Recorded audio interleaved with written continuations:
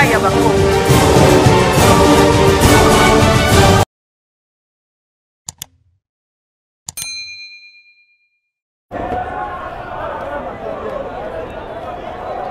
Les conditions météorologiques n'ont pas permis à l'appareil qui transportait le président de la République de se poser ici à Kananga. Mesdames et messieurs, l'arrivée du chef de l'État est donc reportée pour ce 24 décembre 2024 dans la province du Kasaï central.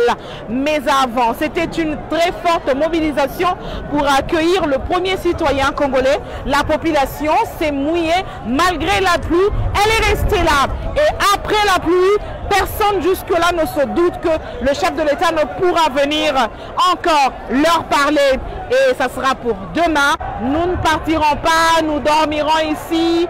Ils ont entonné l'hymne national, ils ont entonné des cantiques à l'honneur du pays, à l'honneur du chef de l'État. Ils ont décidé de rester ici. Pour eux, le président de la République viendra encore. Voici donc l'expression d'un amour exprimé envers le président de la République. Ils ont élu massivement ici dans le Kasaï central. Félix Tshisekedi sera là demain et il va communier avec la population du Kasaï central à travers la ville de Kananga. Depuis Kananga, Rachel Kitita, Actu 30.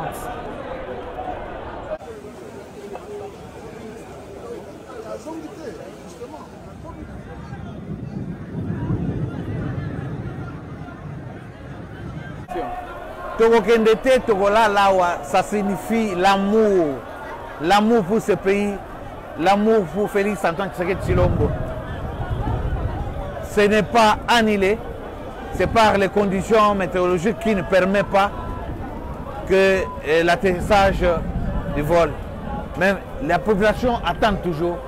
Vous voyez, tout a été déjà en place. Nous sommes là pour attendre notre chef. Nous avons des messages à donner à notre chef. Et ils ont l'amour pour ce pays. Et le chef doit parler à la population de la province de Kasaï oriental.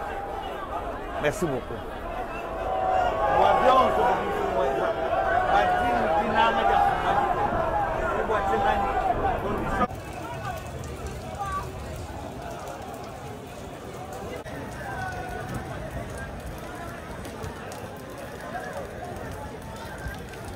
Les conditions météorologiques de dans la ville causée par une forte pluie, mais l'ambiance dans la ville est vide. Kabaloudi, Mike Lusala et Pierre Mifouba ont signé ce reportage. Kananga vit déjà Noël avec l'arrivée annoncée du premier citoyen du pays ce lundi dans le chef-lieu de la province du Kasaï central. Point de départ de sa tournée d'itinérance dans l'espace Kasaï au centre de la République démocratique du Congo. À l'aéroport de la ville, tout a été pris en compte pour réserver au chef de l'État un accueil délirant. Un comité d'accueil gigantesque constitué du gouverneur de province, des parlementaires, de membres du gouvernement national, provincial, des notables, de forces vives de la province est venu souhaiter la bienvenue au chef de l'État. Dans l'attente de l'arrivée de l'avion présidentiel, Dame la pluie s'est invitée à la fête. Et suite aux mauvaises conditions météorologiques ce lundi dans la ville, l'avion présidentiel n'a pas pu se poser sur le tarmac de l'aéroport de Kananga. Programme réaménagé, la mission d'itinérance du chef de l'État dans les provinces du Kasaï central, Kasaï oriental et Kasaï débute donc ce mardi 24 décembre 2024. Et le mauvais temps du jour n'a cependant pas ralenti l'élan de joie de la population amassée sur les grandes artères de la ville, bravant la pluie. Il faut préciser que le séjour kanangais du président de la République prévoit de nombreuses activités, parmi lesquelles une visite d'inspection des ouvrages, notamment la route Kananga-Kalambambouji en construction et une série d'audiences avec les forces vives de la province. Les états généraux du portefeuille appartiennent au passé. Cependant, plusieurs recommandations ont été abordées au cours de ces assises. Plusieurs intervenants se sont succédés à la tribune, au nombre desquels Jules Alinguete, inspecteur chef de service de l'IGF, qui énumère les stratégies pour lutter contre la mauvaise gouvernance et la corruption. Une grand-messe qui permet autant de motiver les équipes, surtout mettre en avant les idées les plus novatrices. Députés nationaux, sénateurs, Membres du gouvernement, les chefs des regroupements et partis politiques de l'Union sacrée étaient autour du président de la République, Antoine Félix Tshisekedi Tshilombo, au chapiteau de la Cité de l'Union africaine. Les chefs de l'État ont commencé par faire la restitution du processus de Luanda, dont le président rwandais avait prié par son absence. Pour le président Tshisekedi, la RDC reste intransigeante à la discussion avec le M23 et tous les moyens seront mis en œuvre pour récupérer toutes les localités sous contrôle du M23 soutenues par le Rwanda. D'où l'appel à l'unisson pour sauver Congo-Kinshasa. En créant cette union sacrée, ma vision était que l'union sacrée n'allait pas d'abord dans un premier temps se comporter comme tout ce qu'on a vu comme regroupement politique avant cela, dans l'histoire de notre pays. Je voulais qu'on se distingue, que nous ayons une attitude différente de ce qu'on a toujours vu ici. Une attitude altruiste, tournée vers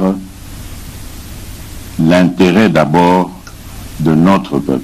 Moi, j'avais mis toute mon énergie et vous le savez, à créer cette union sacrée. J'ai pris des risques, vous le savez, parce que nous étions dans une coalition.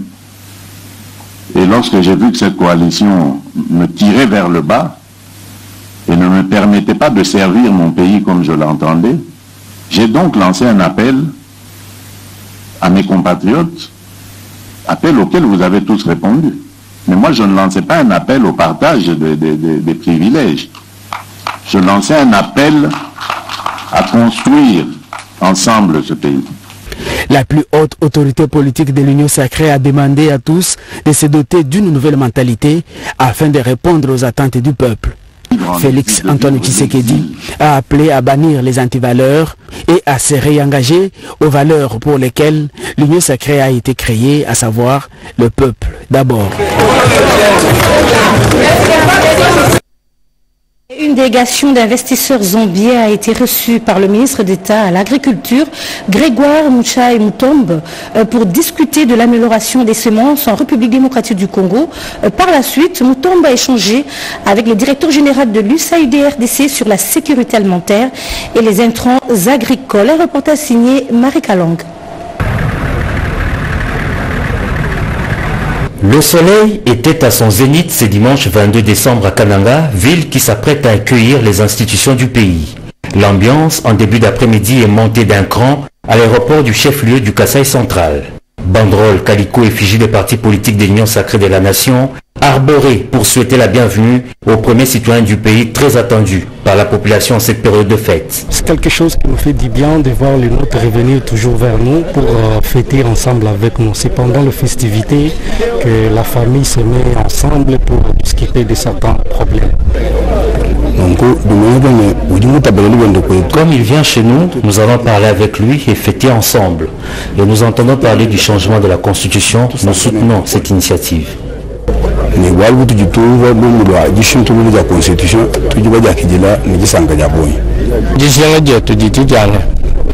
Le développement au Kasaï central. Notre exigence est qu'il se penche sur le développement du Kasaï central, parce que c'est la province qui lui apporte un soutien indéfectible.